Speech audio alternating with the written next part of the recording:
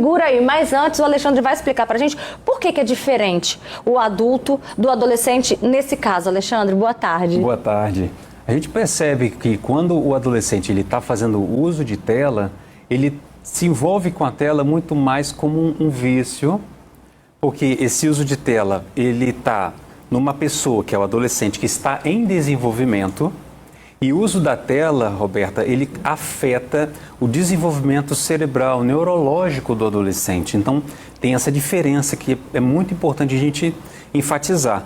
Então, o adolescente é uma pessoa em desenvolvimento e a tela afeta esse desenvolvimento. Isso faz com que ele também não tenha muitas vezes regra, alguns juízos que precisa do adulto.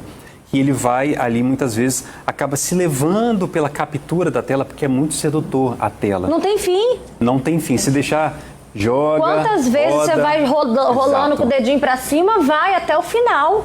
E isso vai, as pesquisas estão demonstrando que vai afetando a capacidade de sensibilidade com o outro, ou seja, a empatia e as emoções, causando que comportamentos mais de isolamento, solidão, tristeza e possibilidade de uma depressão, né?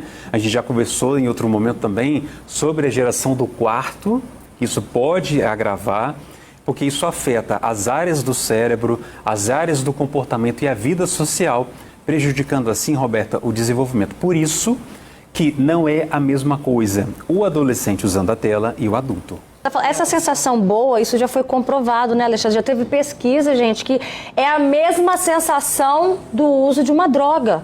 Esses disparos que o nosso cérebro faz, acho que o Alexandre pode explicar melhor pra gente. Isso acontece mesmo e de modo muito imediato. Então, você está com a tela, vem essa sensação. Esses neurotransmissores responsáveis pelo bem-estar, por uma sensação de alegria, eles também aparecem, eles são, vamos dizer assim, você tem a expressão, né, solta o cérebro para a gente falar estímulos, que, né? Isso, para quem está em casa entender, a gente é como se liberasse hormônios, neurotransmissores que a gente se sente bem. No entanto, é tão rápido e tão imediato e você não tem vínculo com aquilo que está na tela. Você não tem vínculo, aquilo de repente se vai. Então você fica querendo mais. E aqui, 15 segundos não é por um acaso não, tá? Esses videozinhos de 15 segundos. Isso. Quanto mais curtos, mais cria essa dependência, né? O looping que você vai repetindo. Isso é muito importante a gente fazer esse alerta. Agora a Amanda trouxe esse ponto do estudo, né? Que acho que é uma das primeiras consequências que isso também traz, o reflexo, Alexandre, na vida do adolescente. Sabe o que tem em comum com as pessoas que tiveram melhor resultado e aprovação para um vestibular, para o Enem, para o ensino superior? O que eles têm em comum, a gente viu até uma entrevista há pouco tempo do primeiro lugar aqui na nossa Universidade Federal do Espírito Santo, que eles desativam redes sociais e intercalam lazer com estudos. O lazer não pode ficar de fora, não é só estudos também, mas evitam a influência das telas nesse momento de decisão, nesse momento tão importante para pensar ali nessa parte da vida em que você começa a ingressar num estudo, numa profissão. Então, realmente pode afetar ao ponto, Roberto, em casos mais graves, substituir o estudo pelo consumo. E veja bem, só nas redes sociais e no uso de drogas, a gente chama as pessoas de usuários. É usuário de droga e usuário de redes sociais. Eu acho que isso não é tão em vão assim. Por isso, ele falou que são todos de maior, por isso que é importante o exemplo. Por onde que a gente começa a tirar o celular do filho? Por onde, Alexandre? É pelo exemplo? Com certeza. A educação, pessoal, a primeira educação não é nem pelo que você diz, é pelo que você faz. O pai ele tem função de espelho para o filho, a mãe tem função de espelho para os filhos. Então, ele vendo, ele acaba de alguma forma repetindo, se inspirando, né? Porque eles podem até reivindicar, vai falar assim, uai, mas você também fica o dia inteiro no celular, por que eu não posso?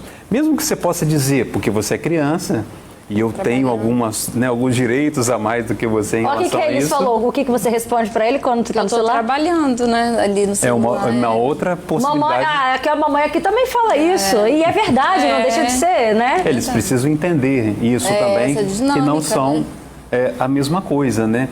Então, realmente, esse exemplo é fundamental. E criar alguns mecanismos, né? Igual você falou de para chamar para jantar, muitas vezes manda mensagem.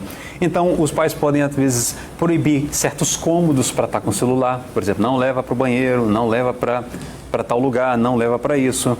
E tirar as notificações, por isso que a pessoa acessa tanto o celular, cada notificação olha, acredita que likes também são afetos, curtidas são afetos, e assim vai. Então, algumas formas de tirando aos poucos, né, uma espécie de desmame, né, Roberta, do celular para que a criança não entre nesse vício. Como para tirar o celular dela? Essa é a pergunta que todo mundo, todos os pais estão se fazendo nesse momento, Alexandre.